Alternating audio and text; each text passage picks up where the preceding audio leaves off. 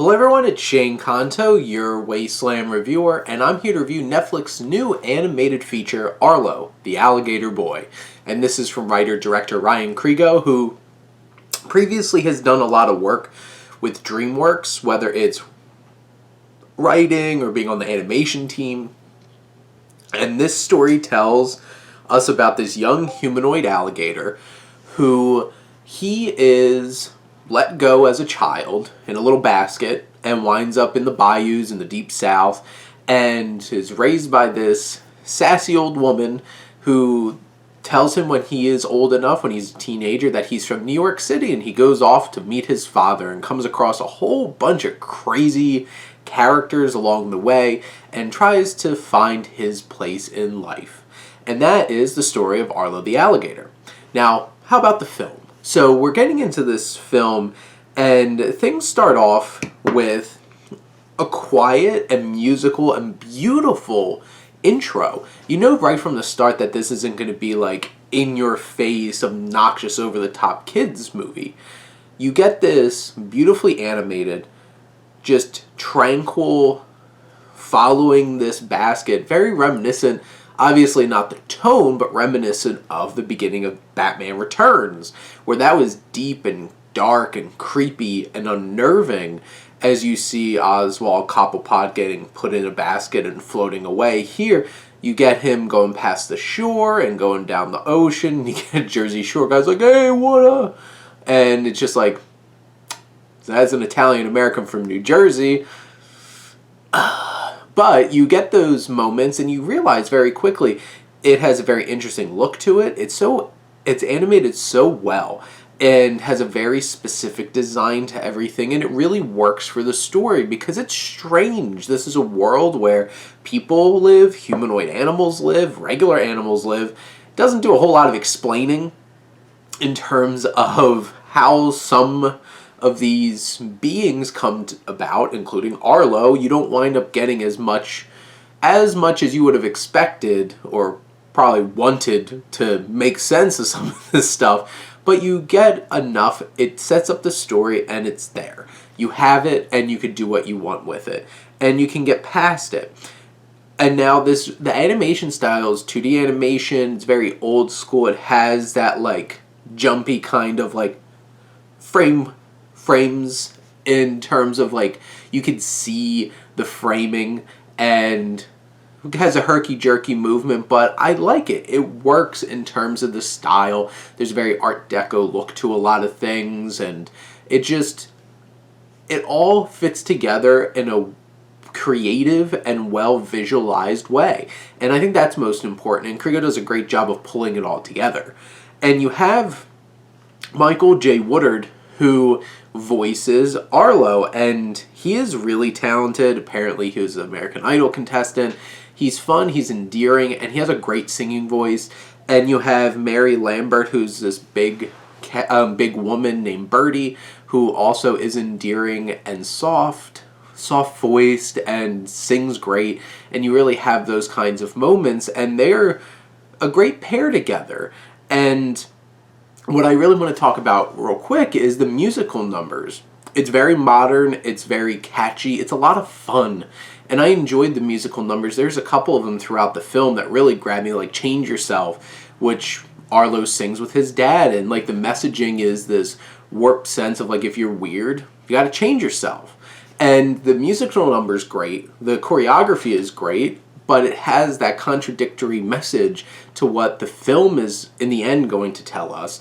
But it really sets up that contention and some emotional heft between the relationship between Arlo and his dad. And there's another song afterwards that is unbelievably beautifully shot. It's very ambitious in the way that it visually represents what's going on. And it's Arlo really like speaking from the heart and feeling crushed and trying to change himself and not be who he is, when the story is really about you being who you are and finding people who support you in that. He finds this ragtag group. I guess it's a good time to talk about some of the other characters. You have his like sassy adopted mother, Edmee, played by Annie Potts, who's great. she has a whole little like nonsensical birthday song on the banjo, and she likes to mess around with him, and she's fun and she's endearing and she loves him, and you can feel that emotion when she says goodbye. And he has to say goodbye to his frog, Jeromeo, who is just like rolling around and like just falls off the dock, and just like way too relatable to a lot of people kind of thing. And that's fun. It got a laugh out of me. And, you know, some of the other characters, they're like the antagonists who are trying to capture him, and like they're basically like characters right out of Pinocchio. They want to use him for the show. And they're such stereotypical hillbillies. It's like, there's not a whole lot of depth to them. There's an interesting mystery of their beast. What is he? And when you finally reveal what kind of animal the beast is, it's a little surprising, and it's a fun reveal. But they also have their moments, and they might be a little bit more interesting than just straight up cliche one-dimensional characters, but, you know, they're still really obnoxious hillbilly stereotypes. Then you find this whole group of weird characters and fun characters, whether it's Felicia, played by Jonathan Van Ness from, like, Queer Eye, who's just this pink furry being, and you have Brett Gelman, who's just great in so many things except for Lemon. And he plays Marcellus, who's basically a mahi-mahi head on like a human body. You have Tony Hale, who is teeny tiny Tony, who's this like weird little creature. And it's a fun group of characters. And you have Vincent Rodriguez III from My Crazy Ex-Girlfriend, who plays his father, and they all have some great moments, and it's a lot of fun. This film has a fun group of characters. There's some surprising humor. There's relatable humor. There's definitely kid humor. There's also some darker jokes that you might not expect, and it does go to some darker moments in it that might be a little bit surprising. And the story, though, in the end, it has a little bit of Pinocchio, it has a little bit of Elf, it has a little bit of the jerk in it, and a lot of tropes and cliches in terms of the story, but they fill it out with such great music and animation and characters along the way that you can get past that fact that this story is pretty worn. And it does have endearing themes of being yourself and finding your family, which are pretty standard kinds of affair in an animated kids film. But in the end, there's some great musical numbers, there are some fun characters, and it's beautifully animated, and it's an endearing and moving story. And I think Arlo, the Alligator Boy, is a real gem here, and I think Netflix has something special on their hands.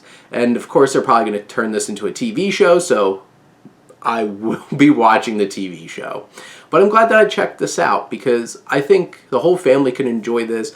You'll be having some of the songs stuck in your head. I'm definitely going to have Change Yourself stuck in my head. Made me want to dress up in all my suits. And in the end, Arlo the Alligator Boy is a fun time, it's a sweet time, and it's an endearing little film. And Netflix has this really good animated feature here. But those are my thoughts on Arlo the Alligator Boy. Let me know what you think. Let's talk some movies. But thank you as always for tuning in and supporting your Wasteland Reviewer.